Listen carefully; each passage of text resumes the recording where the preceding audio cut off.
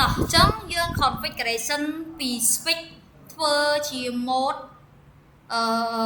មានន័យថាយើងចែក VLAN ចឹងអានេះគឺជា switch មួយបន្តមកទៀតយើងធ្វើការដាក់ computer 2គ្រឿងដោយមួយគ្រឿងនេះហើយនឹងមួយគ្រឿងនេះអញ្ចឹងរវាងការតភ្ជាប់មួយហ្នឹងគឺយើងអូសខ្សែមួយមកនេះអាចប្រើ copper thread through ក៏បានដែរខ្សែត្រង់នេះគេហៅថា copper thread through អាចអានអក្សរនៅនេះក៏បានអញ្ចឹងខ្ញុំយកខ្សែអូតូជើងញ៉ៃច្រើនខ្ញុំអូសពីនេះមកនេះមកបន្ទាប់មកខ្ញុំអូសពីនេះមកនេះអញ្ចឹងត្រង់ចំណុចហ្នឹងតើយើងធ្វើមិនដល់កន្លែងហ្នឹងអីក្នុងនេះអីដែលយើងត្រូវធ្វើអញ្ចឹងខ្ញុំធ្វើការដាក់ឲ្យកុំព្យូទ័រមួយនេះដាក់ថា VLAN 10ដោយ department IT អានេះដូចគ្នា VLAN លេខ20 department HO ការងារបង្កត់គឺ HO កន្លែងនេះ HO បែបហ្នឹងខាងនេះគឺជា IT អញ្ចឹងអីដែលយើងត្រូវធ្វើទី1ត្រូវចាំថាពីកុំព្យូទ័រទៅ switch ឲ្យទំនាក់ទំនងរវាងកុំព្យូទ័រហើយនឹង switch គឺជា mode access ឬក៏គេថា access port អញ្ចឹងអានេះខ្ញុំដាក់ថា access បញ្ជាក់ឲ្យពី access port នៅក្នុង switch គឺប្រព័ន្ធរបស់វាគឺមានត្រាំង port ដែលគេហៅថាត្រាំង port ជាមួយនឹងaccess port អញ្ចឹងត្រាំង port ទម្រង់បែបផ្សេងគាត់ថាខ្ញុំប្រាប់គ្នាថាមាន2ត្រាំង port ហើយនិង access port នេះប៉ុន្តែត្រូវចាំថារាប់ទំនាក់ទំនងរវាងកុំព្យូទ័រហើយនិង switch គឺជា access port អញ្ចឹងអានេះការងារផ្សេងណាខ្ញុំសុំលុបចោលបែបហ្នឹងអញ្ចឹងសួរថាមិនត្រូវចាំមួយទៀតពាក់ព័ន្ធមួយ IP កាលណា VLAN លេខ10ហ្នឹងជាទូទៅ IP ឧទាហរណ៍ថាខ្ញុំដាក់ class 4 128.10.10 ចឹង/24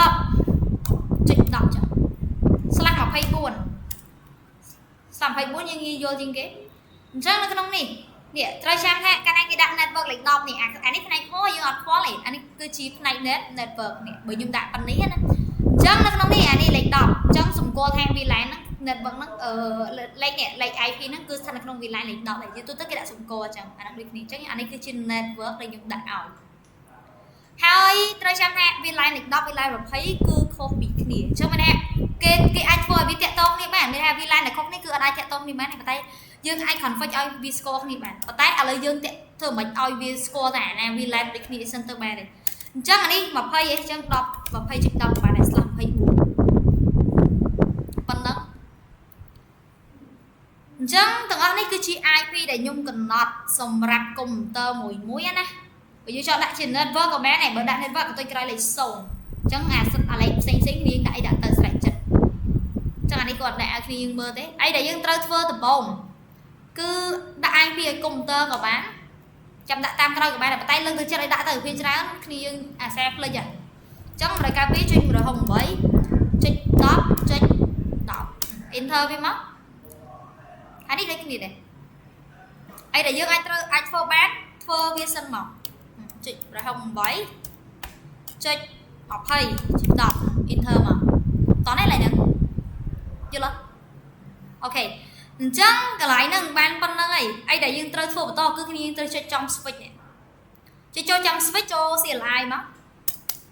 ដល់កន្លែងនេះដូចតែ router ដែរទេអត់ខុសគ្នាមួយ router ទេដល់ប៉ុណ្្នឹងគឺឥឡូវខ្ញុំសូមបើករាយធំតិចចូល preference មកនាងណាចង់ដូរ font នេះខ្ញុំដាក់17អស់មកអញ្ចឹងនៅក្នុងនេះក្នុង switch គឺអីដែលគ្នាត្រូវ config ទី1 enable វាធម្មតាចូលទៅកាន់ global mode មកដល់ឡើងហ្នឹងឯងត្រូវអត់អញ្ចឹងអីដែលយើងត្រូវធ្វើមកជាហៀងនេះមុនសិនណា VLAN លេខ10អញ្ចឹងត្រូវដាក់ cursor លើហ្នឹងបើមាន interface មើលទៅអានេះ file 0/1 អញ្ចឹងខ្ញុំត្រូវចូលទៅកាន់ interface មួយហ្នឹង file 0/1 enter អីដែលយើងត្រូវធ្វើបន្តត្រូវ create VLAN មានថាយើង create VLAN តែយើងមិនសរសេរណាយើងដាក់ថា VLAN ចង់បង្កើត VLAN ណា10ហើយតើដាក់10មកបន្តមកទៀតបង្កើតឈ្មោះគេឲ្យ IT អញ្ចឹងដាក់ថា name IT ប៉ុងហើយតែចង់ដឹងថាធ្វើម៉េចបើខ្ញុំដឹងថាវាបង្កើតហើយវាយវាដាក់ do so VLAN brief VLAN BO ហ្នឹងតំណាងឲ្យ VLAN brief enter មកគេ នេះមកយើងឃើញនេះឃើញ VLAN លេខ10 name IT ឃើញប៉ុន្តែវាអត់មាន port ទេដោយសារយើងទៅបង្កើតវាអត់មានពាក់ព័ន្ធមួយ access ឬក៏ត្រាំង port នេះទេអញ្ចឹងមិនដែរយើងបង្កើតបានហើយយើងមើលឡើងនឹងបានហើយអានេះរបៀបនៃការមើល white do show VLAN brief បន្តមកទៀតធ្វើអីគេទៀតគឺចូលទៅក្នុង switch នឹងដដែល config ដដែលខ្ញុំ enter ទៅទៀតណាតើយើងចុចមិនមកដល់កន្លែងនេះគឺគ្នាយើងវាយពាក្យថា interface ដដែលចូលទៅកាន់ interface មិន0មែនfile 0/1 អញ្ចឹងដល់កន្លែងហ្នឹងគេចុចអីគេត្រូវវាយពាក្យថា switch port mode access ដោយសារអីយើងប្រើពី computer ទៅកាន់ switch ឬក៏ switch ទៅ computer អញ្ចឹងគឺត្រូវប្រើ mode access បន្ទាប់មកគ្នាយើង enter មកហើយ switch port អានេះគឺជា mode structure របស់វា access សួរថាតើយើងប្រើ mode access មួយហ្នឹង mode access អា port មួយហ្នឹងប្រើ mode ជា mode ប្រភេទជា mode access សួរថា access ឲ្យ VLAN លេខប្រមាណចូលអញ្ចឹង VLAN លេខឯងធ្វើបន្ទាប់ no shut ដើម្បីបើកអត់ហើយការងារមួយជាហៀងហ្នឹងគឺប៉ុណ្ណឹងចុះមួយជាហៀងនេះធ្វើមកចូលទៅកាន់ interface ហ្នឹងដូចគ្នា file 0/2 interface file 0/2 តមកទៀតអីគេ create VLAN មកដាក់ VLAN លេខ20ហើយហ៎ចូលទៅកាន់ interface សំដៅឥឡូវដាក់ឈ្មោះឲ្យវាផងទៅរៀនធ្វើដំបូងត្រូវចេះដាក់ឈ្មោះផង HO អញ្ចឹងដាក់ HO មកហើយអញ្ចឹងចូលទៅកាន់ interface file 0/2 មិនដដែលតមកធ្វើអីទៀត switch port mode access ដែរតមក switch port access VLAN លេខមែនលេខ20ដល់ប៉ុណ្ណឹងមក no shut អានេះគឺជាការងារដែលយើងអាចធ្វើបានសួរថាតើតំណែងមួយហ្នឹងឲ្យខ្ញុំធ្វើមិនដឹងថាពីនេះម្នាក់តាក់តងនេះកើតអត់ទេទៅអត់ចឹងនេះបាច់ខ្វល់ទេយើងរៀនចែក VLAN ដំបូងយើងកុំសូវគិតច្រើនពេកយើងចង់ដឹងថាខ្ញុំមានគ្រប់នៅ do so ឥឡូវខ្ញុំសុំដាក់នេះមួយដល់ផែនខ្ញុំស្អីអីswitch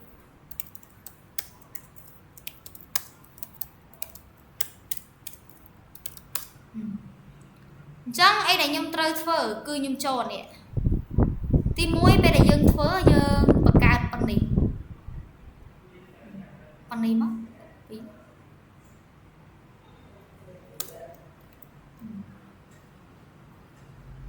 អានេះការងារដែលយើងអាចធ្វើបាននៅក្នុងនោះ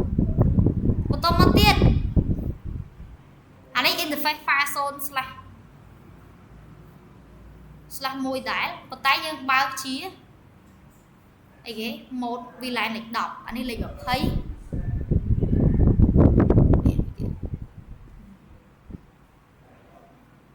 អូយកគ្នាការងារយើងធ្វើមានតែប៉ុណ្្នឹងឯនេះឃើញទេនេះអី interface file 0/1 switch port mode access VLAN លេខ10ចឹងមកគាត់ថាអានេះខ្ញុំបើក port ហើយណាចឹងខាងលើយើងត្រូវ create វា create ចេះឈ្មោះវាខ្ញុំលុបចោលអត់មិញអានេះ switch ខាងលើ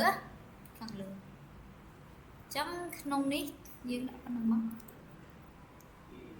នេះអីដែលយើងអាចធ្វើបានគឺមានប៉ុណ្ណឹងនៅក្នុង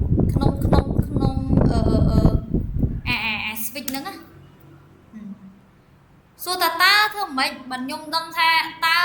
មួយនេះបង្កើតឲ្យវាតាក់ទងគេបានអត់តើតំណែងមួយនឹងវាតំណែងវាមិនអញ្ចឹងយើងអូកុំព្យូទ័រមួយមកកុំព្យូទ័រនេះមួយបន្ទាប់មកឥឡូវខ្ញុំអាសាញថាអា PC លេខ4នេះវាស្ថិតនៅក្នុង VLAN លេខ10ដែរបន្ទាប់មកទៀតធ្វើម៉េចអូផ្សាយវាធម្មតា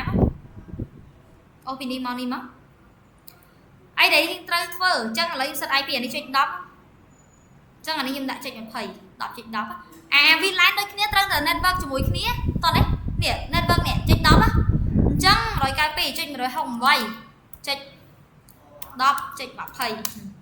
អញ្ចឹងអីដែលយើងត្រូវធ្វើមិនបានដឹងអាពីអ្នកតាក់តងនេះបានឬក៏យើង config VLAN ហើយតើវាធ្វើមិនបានវាអាចតាក់តងនេះបាននៅក្នុង VLAN 11អញ្ចឹង in អានេះ in file 0/3 chẳng interface pha số slash bay màu và tao má dân create VLAN mới tiết của bạn này bồm trong tách thì dân đặt switch port mode ở xe của bạn này chẳng là đặt VLAN lấy đó và tao má nhung cho từ căn interface năng mới tiết ở pha số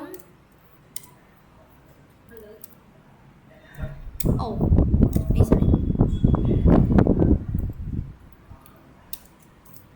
pha số slash 7và tôi mới tiết VLAN này đó hai tôi mới tiết cho ở nâng vinh sửa đại mua chẳng ảnh ấy cứ khi chúng tôi quay lại switch port mode access